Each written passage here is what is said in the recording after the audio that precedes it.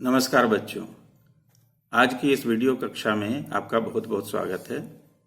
आज की वीडियो कक्षा में हम हिंदी की पाठ्य पुस्तक भाषा मंजरी के पाठ 3 में दिए गए मित्रता शीर्षक निबंध का पठन करेंगे। यह पाठ एक विचार प्रधान निबंध है।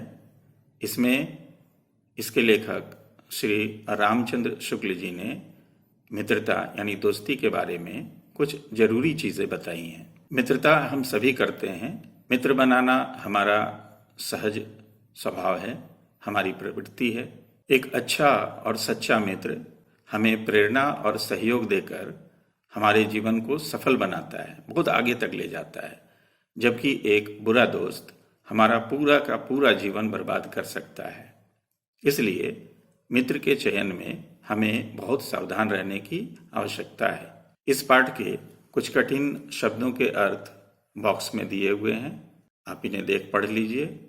इससे आपको पाठ को समझने में सुविधा होगी। आइए रामचंद्र शुक्ल जी के इस निबंध मित्रता के पठन के लिए अब हम लोग स्क्रीन की ओर चलते हैं।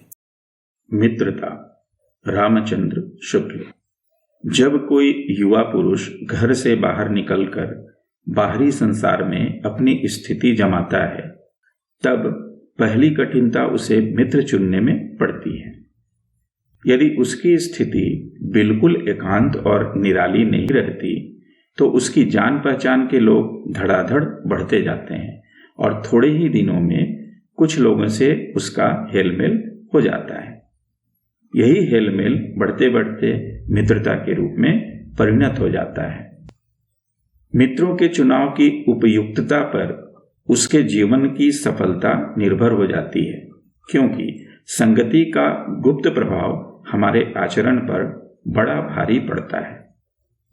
हम लोग ऐसे समय में समाज में प्रवेश करके अपना कार्य आरंभ करते हैं जबकि हमारा चित्त कोमल और हर तरह का संस्कार ग्रहण करने योग्य रहता है।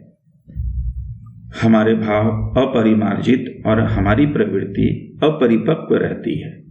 हम लोग कच्ची मिट्टी की मूर्ति के समान रहते हैं, जिसे जो जिस रूप में चाहे उस रूप में ढाले, चाहे राक्षस बनाए चाहे देवता। ऐसे लोगों का साथ करना हमारे लिए बुरा है जो हमसे अधिक दृढ़ संकल्प के हैं, क्योंकि हमें उनकी हर बात बिना विरोध के मान लेनी पड़ती है। पर ऐसे लोगों का साथ करना और भी बुरा है जो हमारी ही बात को ऊपर रखते हैं, क्योंकि ऐसी दशा में न तो हमारे ऊपर कोई नियंत्रण रहता है और न हमारे लिए कोई सहारा रहता है। दोनों अवस्थाओं में जिस बात का भय रहता है उसका पता युवकों को प्रायः बहुत कम रहता है। यदि विवेक से काम लिया जाए तो यह भय नहीं रहता, पर युवा पुरुष प्रायः विवेक से कम काम लेते हैं। कैसे आश्चर्य की बात है कि लोग एक घोड़ा लेते हैं तो उसके 100 गुण दोष को परख कर लेते हैं, पर किसी को मित्र बनाने में उसके पूर्व आचरण और स्वभाव आदि का कुछ भी विचार और अनुसंधान नहीं करते।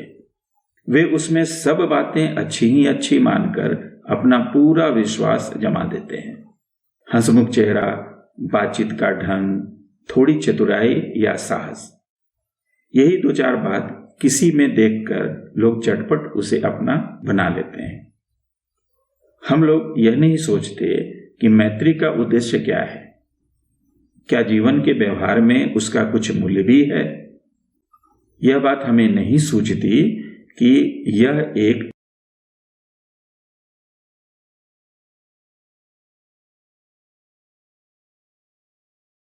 ऐसा साधन है जिससे आत्मशिक्षा का कार्य बहुत सुगम हो जाता है। एक प्राचीन विद्वान का वचन है, विश्वास पात्र मित्र से बड़ी भारी रक्षा रहती है। जिसे ऐसा मित्र मिल जाए उसे समझना चाहिए कि खजाना मिल गया। विश्वास पात्र मित्र जीवन की एक औषधि है। हमें अपने मित्रों से यह आशा रखनी चाहिए कि वे उत्तम संकल्पों से हमें दृढ़ करेंगे, दोषों और त्रुटियों से हमें बचाएंगे, हमारे सत्य, पवित्रता और मर्यादा के प्रेम को पुष्ट करेंगे।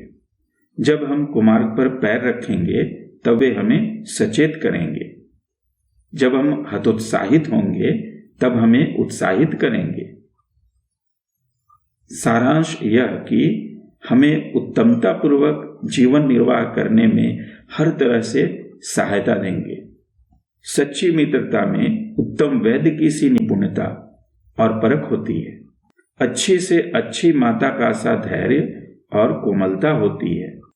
ऐसी ही मित्रता करने का प्रयत्न प्रत्येक व्यक्ति को करना चाहिए। छात्रावस्था में मित्रता की धुन सवार रहती है। मित्रता हृदय से उमड़ी पड़ती है। पीछे के जो स्नेह बंधन होते हैं उनमें न तो उतनी उमंग रहती है न उतनी खिन्नता। बाल मैत्री में जो मग्न करने वाला आनंद होता है वह और कहां। कैसी मधुरता और कैसी अनुरक्ति होती है। कैसा अपार विश्वास होता है। हृदय से कैसे कैसे उद्गार निकलते हैं। वर्तमान कैसा आनंदमय दिखाई पड़ता है और भविष्य के संबंध में कैसी लुभाने वाली कल्पनाएं मन में रहती हैं। कितनी बातें लगती हैं और कितनी जल्दी मानना होता है। सहपाठी की मित्रता, इस उक्ति में हृदय के कितने भारी उथल पुथल का भाव भरा हुआ है। किंतु जिस प्रकार युवा पुरुष की मित्रता स्कूल के बालक की मित्रता से दृढ़, शांत और गंभीर होती है, उसी प्रकार हमारी युवावस्था के मित्र बाल्यावस्था के मित्रों से कई बातों में भिन्न होते हैं। मैं समझता हूं कि मित्र चाहते हुए बहुत से लोग मित्र के आदर्श की कल्पना मन में करते होंगे, पर इस कल्पित आदर्श से तो हमारा काम जीवन के झंझटों में चलता नहीं। सुंदर प्रतिभा, मनभावनी चाल और स्वच्छंद प्रकृति, ये ही दो चार बातें देखकर मित्रता की जाती है। पर जीवन संग्राम में साथ देने वाले मित्रों में इनसे कुछ अधिक बातें चाहिए। मित्र केवल उसे नहीं कहते जिसके गुणों की तो हम प्रशंसा करें, पर जिसे हम स्नेह न कर सकें, जिससे अपने छोटे छोटे काम ही हम निकालते जाएं, पर भीतर ही भीतर घृणा करते रहें। मित्र सच्चे पथ प्रदर्शक के समान होना चाहिए जिस पर हम पूरा विश्वास कर सकें। मित्र भाई के समान होना चाहिए जिसे हम अपना प्रीति पात्र बना सकें। हमारे और हमारे मित्र के बीच सच्ची सहानुभूति होनी चाहिए। ऐसी सहानुभूति जिससे एक के हानि लाभ को दूसरा अपना हानि लाभ समझे। मित्र का कर्तव्य इस प्रकार बताया गया है। उच्च और महान कार्यों में इस प्रकार सहायता देना, मन बढ़ाना और साहस दिलाना कि तुम अपनी अपनी सामर्थ्य से बाहर काम कर जाओ। यह कर्तव्य उसी से पूरा होगा जो दृढ़ चित्त और सत्य संकल्प का हो। इससे हमें ऐसे ही मित्रों की खोज में रहना चाहिए जिनमें हमसे अधिक आत्मबल हो। हमें उनका पल्ला उसी तरह पकड़ना चाहिए जिस तरह सुग्रीव ने राम का पल्ला पकड़ा था। मित्र हों तो प्रतिष्ठित और शुद्ध हृदय के हों, मृदुल और पुरुषार्थी हों, शिष्ट और सत्यनिष्ठ हों, जिससे हम अपने को उनके भरोसे पर छोड़ सकें और यह विश्वास कर सकें कि उनसे किसी प्रकार धोखा न होगा। जो बात ऊपर मित्रों के संबंध में कही गई है वही जान पहचान वालों के संबंध में भी ठीक है, जो हमारे जीवन को उत्तम और आनंदमय बनाने में कुछ सहायता दे सकते हो, यद्यपि उतनी नहीं जितनी गहरे मित्र दे सकते हैं। मनुष्य का जीवन थोड़ा है, उसमें खोने के लिए समय नहीं।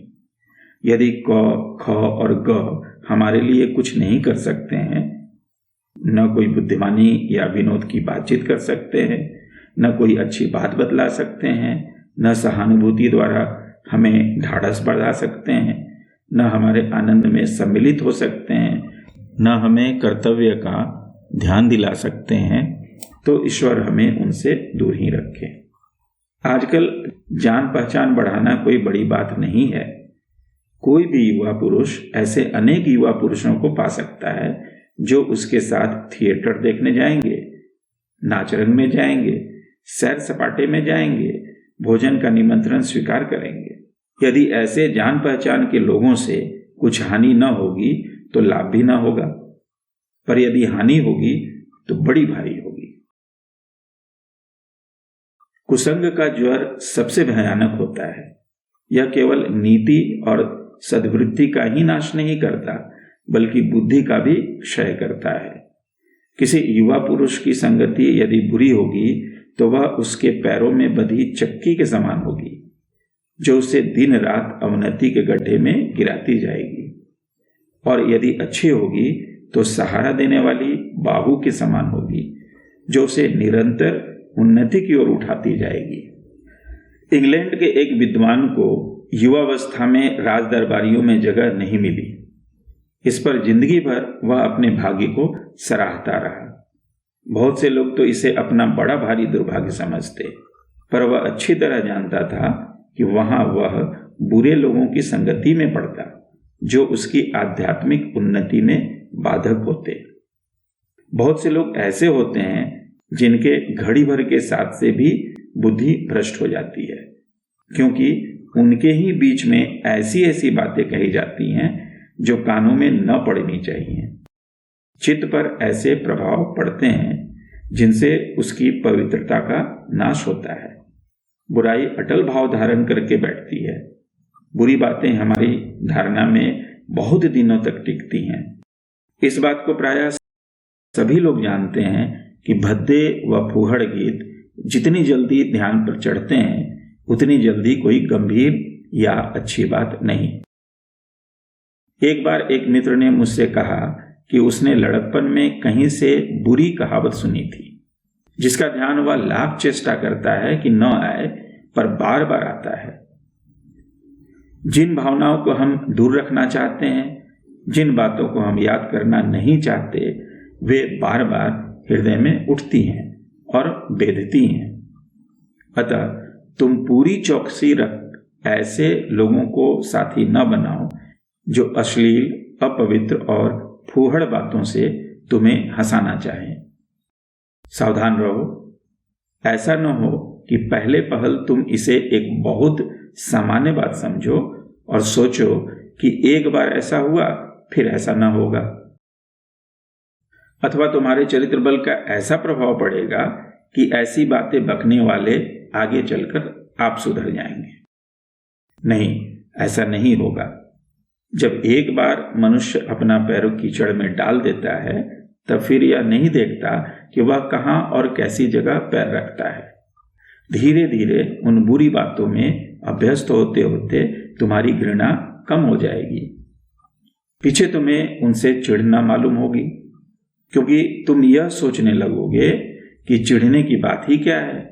तुम्हारा विवेक कुंठित हो जाएगा और तुम्हें भले बुरे की पहचान न रह जाएगी।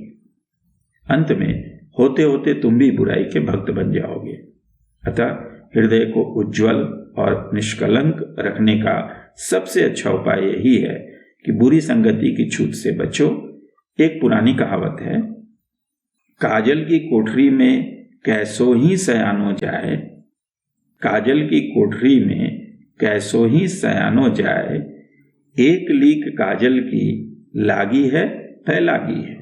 अर्थात काजल की कोठरी में कितना भी चतुर आदमी घुसे, उस पर काजल का दाग तो लग ही जाएगा। यहां काजल बुराई का प्रतीक है। इसलिए इस कहावत का अर्थ यह हुआ कि कितना भी विद्वान आदमी, चतुर आदमी किसी गलत संगति में पड़ता है और यह सोचता है कि उस पर कोई दोष नहीं आएगा, तो ऐसा नहीं होता। उस पर कुछ न कुछ दाग, कुछ न कुछ असर बुराई का पड़ ही जाता है। तो इस प्रकार यह पाठ यहां समाप्त होता है। इस पाठ में हमने देखा कि लेखक ने हमें मित्रों के चयन में बहुत सतर्क रहने की सलाह दी है, क्योंकि संगति का असर हमारे आचरण पर पड़ता है। अच्छा मित्र किसी खजाने की तरह होता है। अच्छा मित्र हमें हमारे जीवन में प्रेरणा देकर अच्छे रास्ते पर चलाने की कोशिश करता है। इसलिए हमें ऐसे मित्रों की खोज करनी चाहिए जिनका आत्मबल हमसे अधिक हो। बुरी संगति की आदत बहुत जल्द पड़ जाती है, इसलिए बुरे मित्रों, बुरी संगति, बुरी आदतों से हमें बचना चाहिए। आशा करता हूं कि यह वीडियो आपको पसंद आया होगा। इस वीडियो के अगले भाग में हम लोग इस पाठ के प्रश्न, अभ्यास तथा इसके व्याकरण पर चर्चा करेंगे। इस वीडियो से संबंधित आपकी कोई जिज्ञासा हो तो कृपया कमेंट सेक्शन में लिखें। अगले वीडियो तक के लिए विदा। धन्यवाद।